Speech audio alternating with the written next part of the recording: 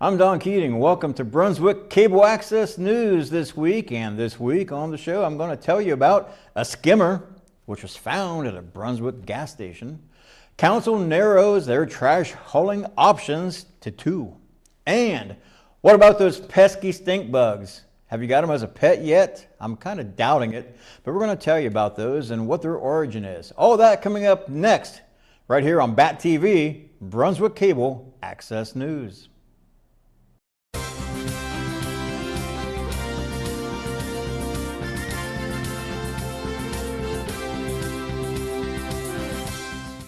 A credit card skimmer was discovered October 3rd on a gas station pump at the Circle K station located at 1225 Pearl Road in Brunswick by the staff of the Medina County Auditor's Office while doing routine inspections on all of the county's gas pumps. The police department was notified and the device was removed. Those who have used their credit debit cards at the station over the past few weeks should check their accounts. Credit card skimming continues to be a serious identity theft problem across the country. Consumers are advised to use a credit card, not a debit card, to purchase gasoline. While they aren't liable for fraudulent charges made on their credit cards, but be sure to report them to your bank. If scammers gain your debit card information, they may be able to drain your entire bank account. Additionally, most credit card companies will alert you to unusual use of your credit card. If you have a credit card with the new microchip, consumers are advised to use it as these cards are more secure, although the data can still be stolen. Consumers are also advised to use gas pumps that are within the line of sight of the clerk at the gas station. Thieves are much less likely to try and install skimmers on those pumps because their chance of detection is much higher. Also, make sure to inspect the pump before you insert your card. If there is tape near the credit card reader or the device is loose, don't use it. If there are any indications of a forced entry to the pump, avoid it. If there are unusual signs on the pump, avoid the use of that pump as well. Thieves have been known to attach signs to some pumps with alternative directions which allow them to skim your credit card data.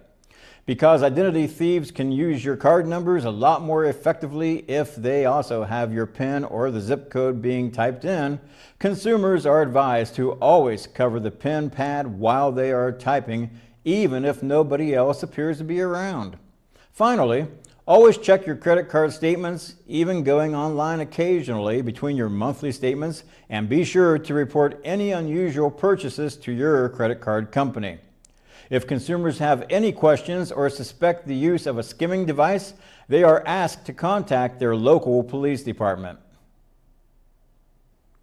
Members of City Council's Service and Utilities Committee voted to narrow the options for city's next waste hauling contract from 4 to 2 last week, with plans to determine its final recommendation in the coming weeks.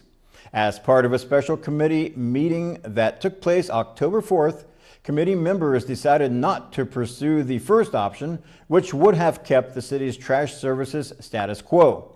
Additionally, members ruled out a second option that would have enabled residents to partake in a voluntary recycle program in addition to regular trash service that would have enabled residents to place their disposables in a city-issued recycling cart for regular pickup.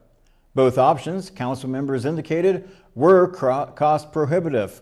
The options remaining on the table for council discussion include switching to an automated trash pickup service, as part of which trash would be disposed of in city-issued carts that would be removed by the trash hauler using a fully automated truck, meaning that the carts would be emptied using an automated lifter, allowing the drivers to remain in the truck. As part of this program, recyclables would not be separated. The other alternative, said Service Director Paul Barnett, is switching to a trash and recycling service, as part of which residents would receive 2 carts, one for trash and another for recycling, that would be emptied using the fully automated trucks. Because manual trash pickup service is expected to become obsolete during the city's next trash hauling contract, City officials agreed that making the switch to automated trash pickup now makes more sense financially. According to Barnett, the city's current waste hauling contract is set to expire June 30th, leaving city officials to the end of this month to decide whether or not one of the other options it plans to pursue. If the city is going to make the switch to adding a recycling component, he said the city needs to bid the service by December. As a result of the changes, Barnett said city residents can expect an increase in the cost of service simply due to the fact the city's trash contract hasn't been rebid in more than 8 years. Additionally, he said, the monthly cost will also be determined by the contractor's need to purchase new equipment and anticipated increases in tipping fees at the county level. Following backlash and a number of questions from residents, City Council worked this week to revise proposed legislation that would have prohibited the feeding of wildlife in the city. Though the new legislation will still ban the feeding of wildlife that creates a nuisance for neighboring residences, City Council's Safety and Environment Committee have elected to eliminate any parts of the original ordinance that refers to any specific types of wildlife. As part of the September 24th City Council meeting, Council voted to return to the ordinance back to the committee for further review before adopting the legislation due to concerns raised about several aspects of the proposed ordinance. Specifically, Vice Mayor Mike Abdella Jr. residents directed several concerns Council's way regarding the feeding of feral cats and other abandoned animals that may wander into yards from time to time. Additionally, he said, residents objected to a provision in the ordinance that would have limited the number of wild bird feeders residents could have in their yards at any given time. The city's animal control officer voiced similar concerns, asking Council to remove of a section of that proposed legislation that would limit the setting out of food to within 150 feet of an adjacent property, with the exception of a bird feeder and food for animals owned by the property owner, and the additional permission of feral cat trapping and neuter vaccination programs. Kellums also addressed concerns from Safety Committee members about the accidental trapping of domestic animals, primarily cats. If you let your cat run at large, there is a possibility that one of these traps and neuter programs could catch your cat, Kellums said. Police Chief Brian Olin said after Council agreed to revise the ordinance that it more directly addresses nuisance caused by feeding wildlife and that it reminds, easy for you to say, residents that a thorough investigation would be first conducted in such cases before any enforcement would take place. The amended ordinance was set to appear on Council's agenda for final approval on October 8th.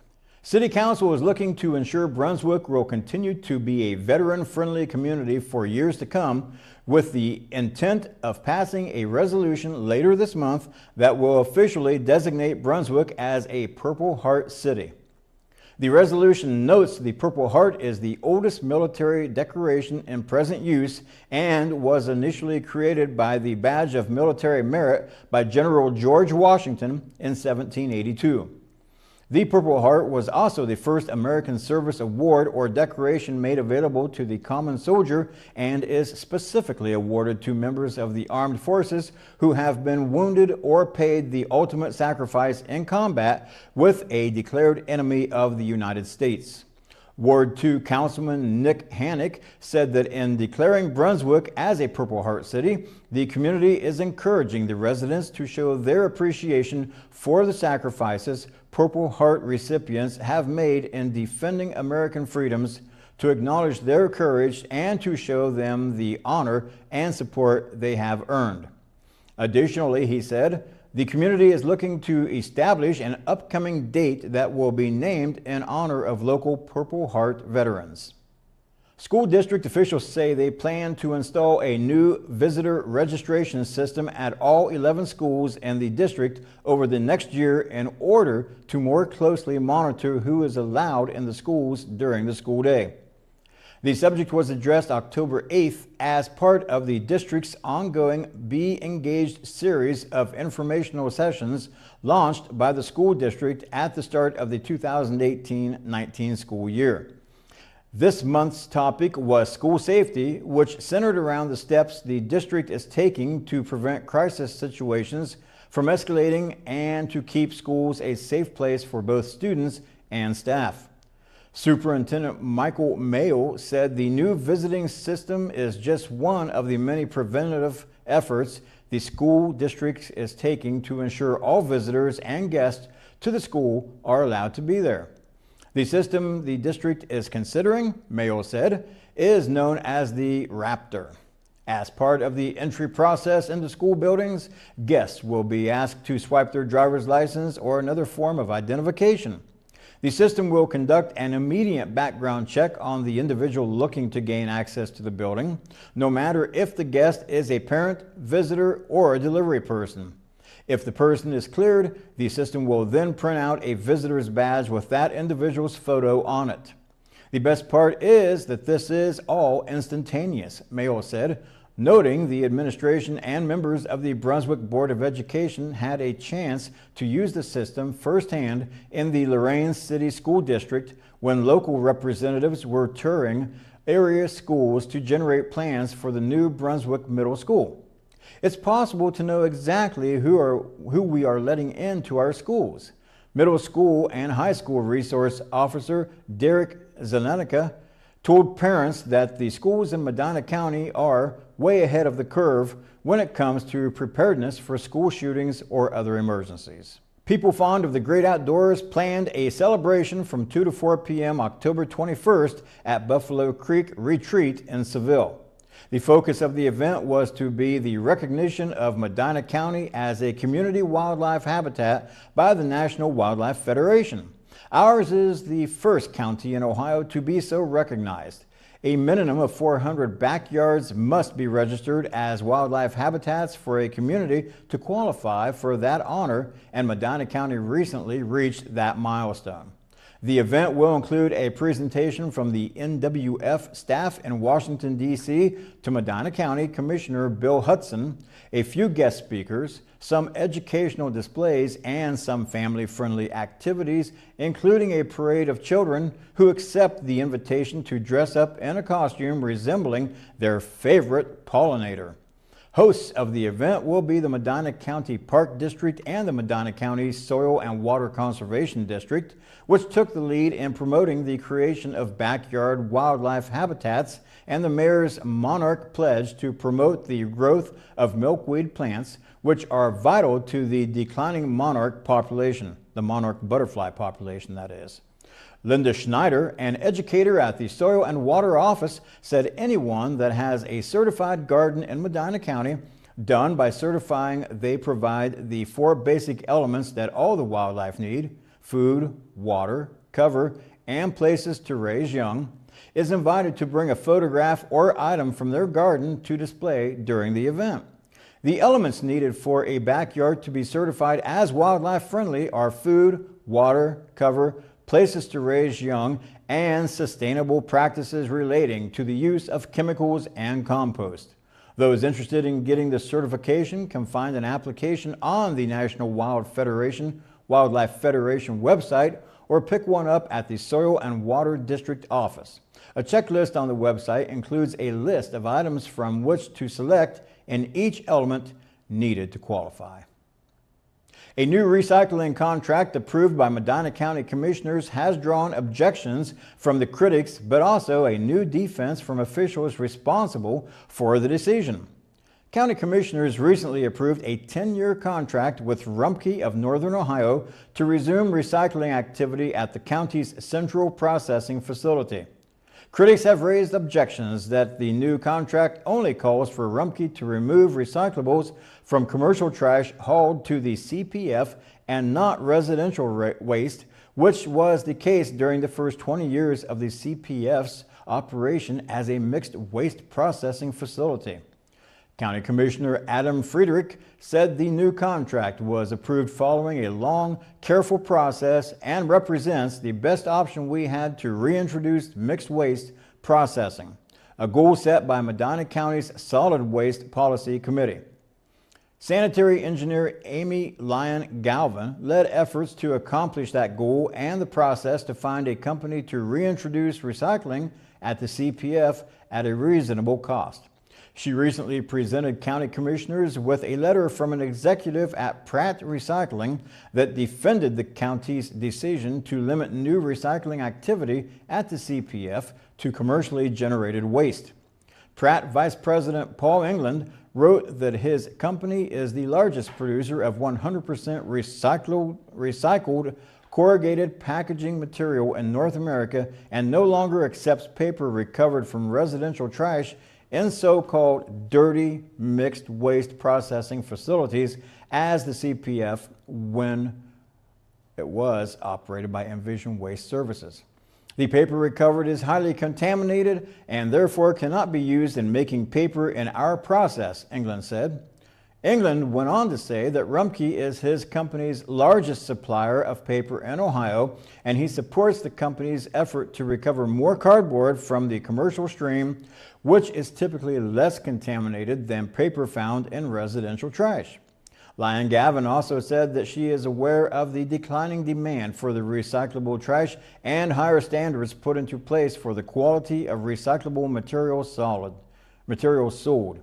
As a result of the county's solid waste district has launched a campaign to better inform county residents how to recycle material taken to one of the numerous drop-off bins around the county or placed in curbside recycling carts in some areas of the county. The Medina County Solid Waste District is advising residents that 5 things should be placed in recyclable containers: cans, cartons, bottles and jars, plastic bottles and jugs, and paper and boxes. It also recommends that cans, cartons, bottles, and jars be emptied and rinsed before they are placed in containers, and materials should be placed in recycling containers loosely and not in bags. Lyon Galvin also said the county has begun prosecuting people found to be illegally dumping garbage in recycling bins. Sometimes things bug me, and right now, one thing that's bugging me are those things called stink bugs. I'm sure you've dealt with them recently. As if it weren't enough of a pain every year to worry about ticks, fleas, and mosquitoes, now you've got to contend with those dreaded stink bugs, right? It seems as if every year, typically starting sometime in September, the stink bug, or as it is known, the brown marmorated bug, makes its way through windows and doors without being detected until it's too late. The brown marmorated stink bugs has a shield-shaped body that is characteristic of all stink bugs. The adults are approximately 5/8 of an inch long with a mottled brownish-gray color. According to Wikipedia, the stink bug is an insect that is native to China, Japan, and the Korean Peninsula, and Taiwan as well. It was accidentally introduced to the United States, with the first specimen being collected in September of 1998. The brown marmorated stink bug is an agricultural pest, and by 2010-11, it had become a season-long pest in U.S. orchards. It is now established in many parts of North America and has recently established itself in Europe and South America. There are, however, some predatory species of stink bugs that can bite, and a few of the plant-eating stink bugs may also bite if handled. But is it harmful to people or pets? While their bite may not hurt, it is not poisonous. And their bite might also hurt too. That's some of the other things that people have brought up. Now, none of these thousands of species of stink bugs worldwide are poisonous to people or pets, yet they are pests all the same. How can you get rid of them? Well, take the following precautions. Caulking with various crevices in the house and thin cavities in your home can not only deny access to stink bugs, but also seal in your climate control. Even better, this low-cost solution also makes cosmetic improvements, and everybody's in favor of cosmetic improvements. And if you gotta caulk the windows or get the cracks and crevices taken care of, before the winter season hits, good time to do it, because according to the weather maps I'm seeing, we've got some chilly air coming up, as if we haven't had enough already, right? Will there be frost on the jack-o'-lantern? Details next.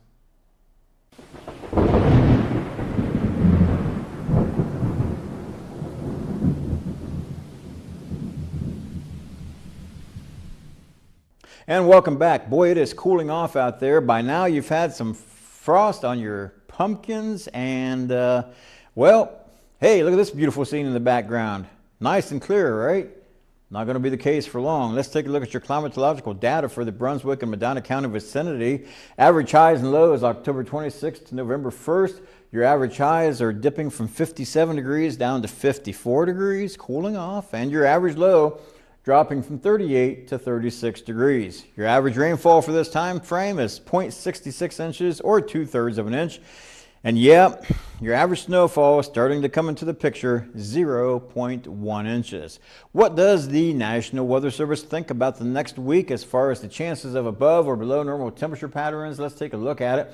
Starting out west, because that's about the only place you're going to be warm for the next week, especially out here in California to the Pacific Northwest and then through the Rocky Mountains, on the lee side of the Rockies and toward the Plain States, a good chance of above normal temperatures.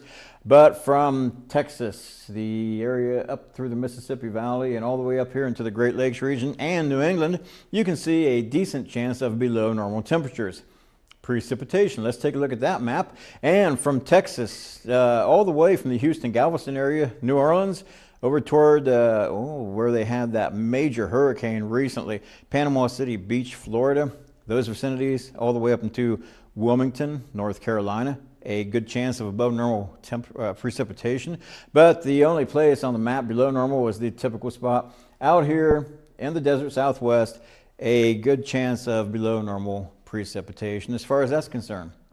Doesn't look too awfully bad. It's a little cooler than we like it to be, but I'll tell you, a few months down the road, we will certainly take daytime highs in the 50s. I will be back in just a few seconds to show you some great activities coming up in your bulletin board report. Stick around.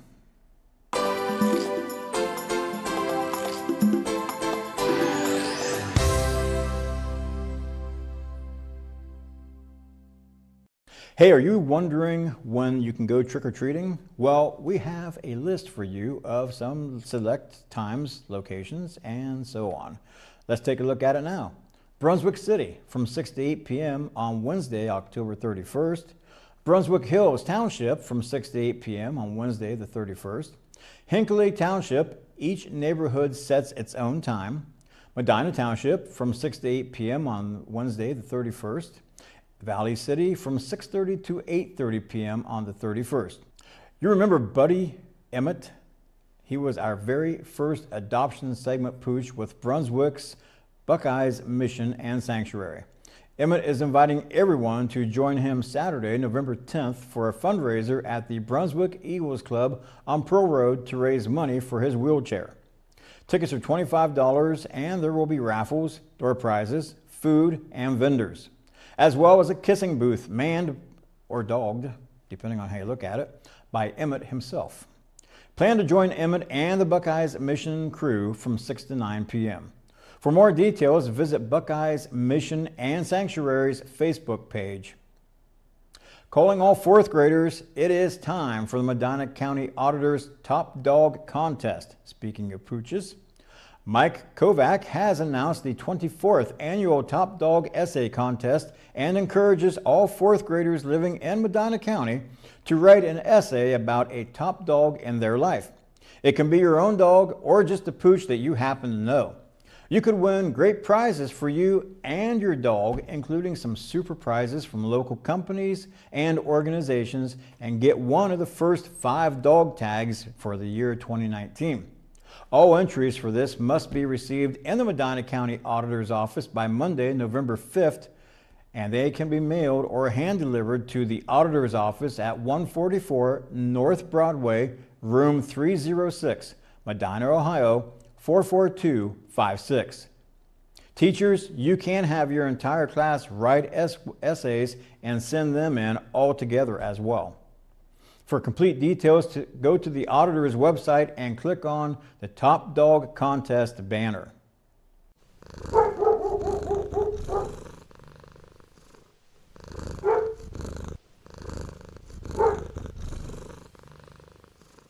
Okay, welcome back to Brunswick Cable Access News. I hope you enjoyed those activities listed on the bulletin board. Get out there and partake in some of those, or all of them. They look to be like a lot of fun. Today we have Connie from Buckeyes Missions. Once again, welcome back. Thank you. Marvelous. And we have with us a fine young man of 1 year old. He's a bulldog terrier or bulldog mix, and his name is Cy. CYE. That's correct. Tell us about Cy, how he came about to your facility and so on. Okay, so Cy, he was from the Cleveland shelter, also known as the City Dogs. He was not doing well at the kennel. He was shutting down. So they call us and ask us to come out and take a look at him and to take him if we could. So we did that, of course. Took him back to Buckeyes Mission, and he did absolutely wonderful. He was very shy and hesitant the first day, tail tucked between his legs and everything, getting to know different people. But day 2, he was fine. He was walking around, exploring, doing great, getting to know everybody, very friendly guy. This guy is actually really good with kids, other dogs. We don't know about cats, but he's great with all people, very friendly, just have a super great disposition. And if you're a runner, he'll run with you, but if you like to lay on the couch and watch TV, and he's that guy too. So he is a bit of a Gemini, as we would say. He is good in every environment and with any kinds of lifestyle. And he has a curiosity streak as well. He does. Yes, you do. So a nice mixture of the eyes there. Noticed that earlier. And so he's good with other pets. You're not quite sure about cats, and he's good with young children. That is right. All right.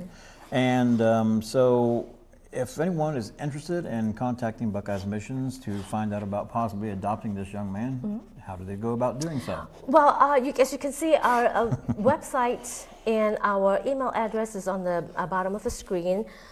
You can call there, and we would ask that you, if you have additional questions, you could call 440-344-2686 as well, and I could answer any questions for you about this young man. And does he like treats and all good things like that, or have you got that far absolutely, yet? Absolutely. Yeah. And he is treat motivated too. So if you want him to do any tricks, any commands or anything like that, this kid is treat motivated, so he will do all that for you.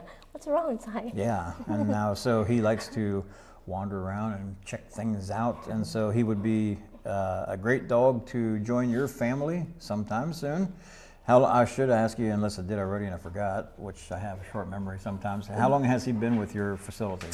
He came in the middle of September. Okay. So I would say about a month. Okay. Yeah. All Hey, right. baby, come here. So he's been there for a little over a month at Buckeyes Missions, and Cy is going to be a great house pet for someone who would like to adopt him. Connie from Buckeye Missions, thanks again for bringing this great dog with you. Thank you. And give the folks down there a call and go through the adoption process and adopt this fine young man who has a long life ahead of him. Thanks for joining us this week here on Brunswick Cable Access News. Until the next time, I'm Don Keating.